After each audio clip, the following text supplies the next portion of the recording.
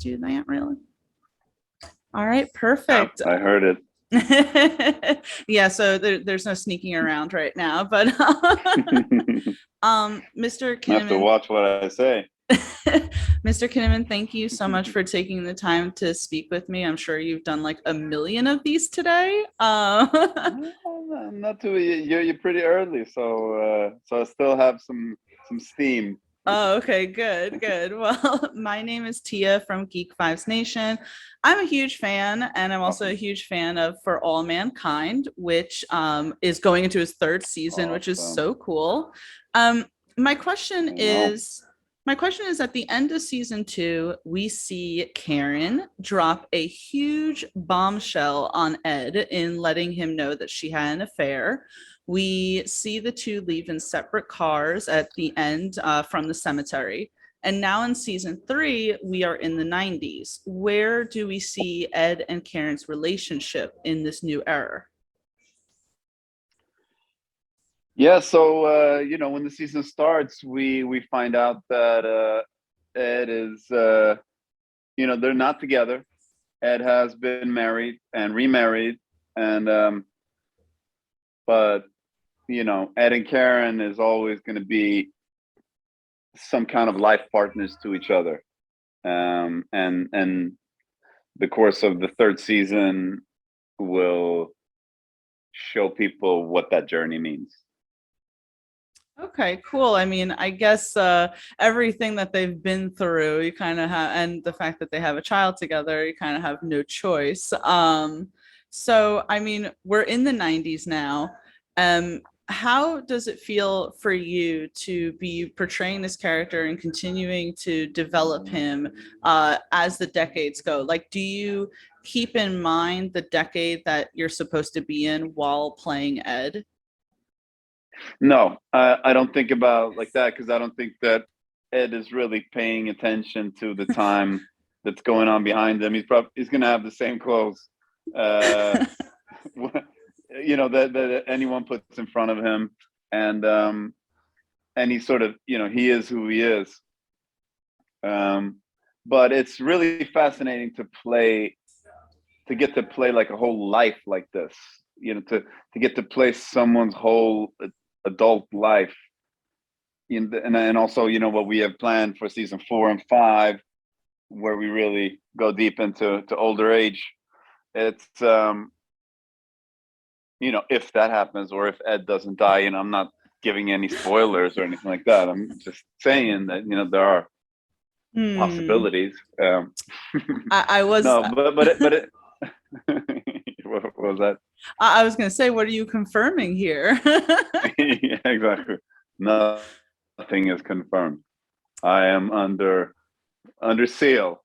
Um, no, but it's fascinating to get to play someone over the years like this, and I can't remember that ever being done before in this way.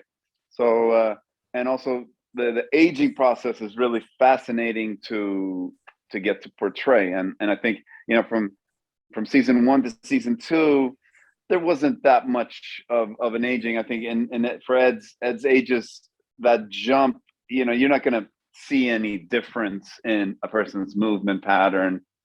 Um, there's no, you might feel a little bit different inside, but from the outside, you might look a little different, but you're not moving really different. But the difference from the first to the third season, then there starts to be a little difference. So in this season that you're gonna see now, I started I started really to play with the physicality of aging, and of course, you don't want it's really dangerous of going too far.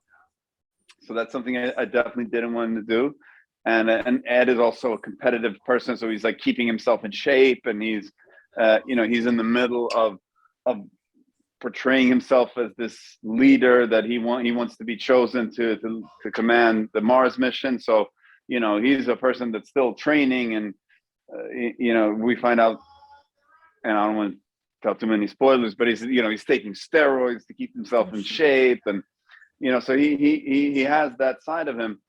But there's still, now you see that he's not a young man anymore in any way, and it's more for him a battle to hide that to the world, and so that starts to become really fascinating. And if we end up doing a fourth and fifth season, then we're gonna see a lot more of that. For us, we have to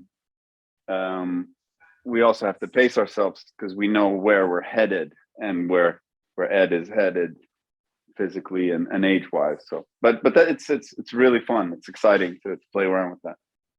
I'm definitely excited to see where Ed is at in the third season. And I mean, from the trailers, Ed doesn't look too bad, you know what I'm saying? But that's very interesting about him deciding to take steroids. So certainly have to prepare for that. In the limited time that we have left, because I was told by the kind people behind this to wrap it up soon, but Right. what can, if you can say like one word or like a few words, why should people watch season 3? I don't think that there is any show ever made that comes close to what For All Mankind is doing.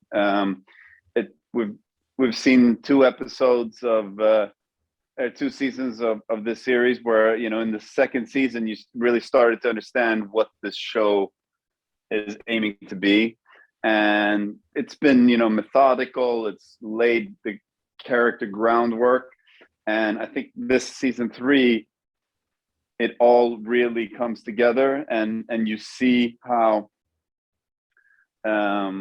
like the potential that this show has given itself, and like the third season, it has so much more pace, it has so much more scale, and I think it you're starting to see the most grounded sci-fi show that's ever been made, and I think it has that high level character drama, but in this very epic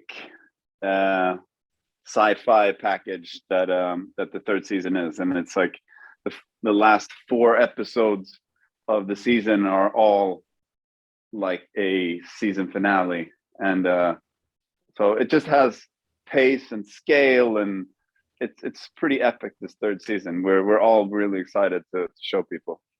That's so exciting. I cannot wait. Joel, I wish that I had more time to pick your brain, but unfortunately I do have to wrap. Thank you again for speaking with me. Yeah, definitely next time. And make sure to pace yourself, get some coffee or something. I will. All right. I'm pacing myself with champagne. I think that should work, right? That's fabulous. Yeah. Okay. Thank you again. Have a wonderful day. Thank you. Bye-bye. You too.